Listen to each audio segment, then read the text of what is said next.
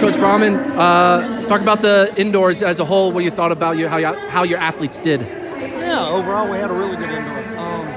Got a chance to work on some things. It's hard to repeat races in practice, but training's been going great.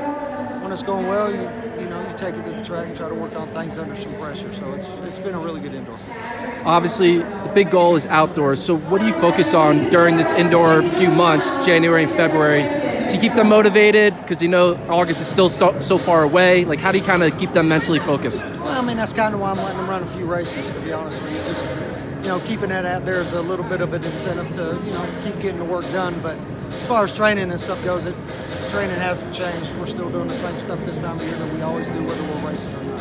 What's the excitement level of the athletes on your team right now as they March is slowly coming along? All of a sudden we have relay meets coming around, and then we had a lot of people run personal best indoors this year, and that's a really good sign. And like I said, what I'm looking at is training, and training's going really well. I'm pleased. Everybody's getting the job done. Everybody likes being there right now, and when that happens, good things happen. What was the strategic reason behind Noah deciding not to run the final? It was just, when we got back to warm up and he started warming up again, his hip flexor was just a little tight. And it's this time of year, it's we're at indoor, U.S. indoors, which is good. But the overall plan is I don't want to go back and have to miss any days of training. So it just made more sense to, could he have run? Probably, but if he would have got hurt, then I would have looked like an idiot. So I do my best not to be an idiot.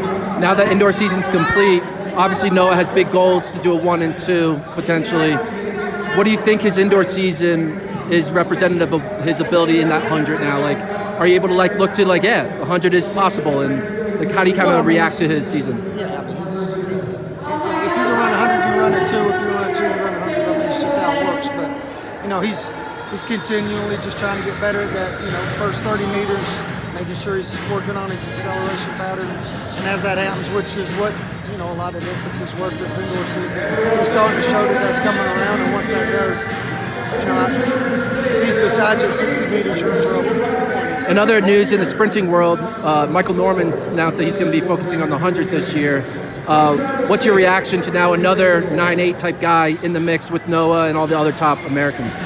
It's going to take 9.75 to make the team, is my guess. So 9.78, somewhere in that range. So if you're ready to run that, then you got a chance, and that's what we're training for. Does that excite you, that it is such a deep field for your athletes? Yeah, it's as soon as people run fast, it drives everybody else to run fast too. And you're not in this sport if you don't enjoy watching people run fast. Well, best of luck outdoor season. When are we going to see your athletes open up outdoor season?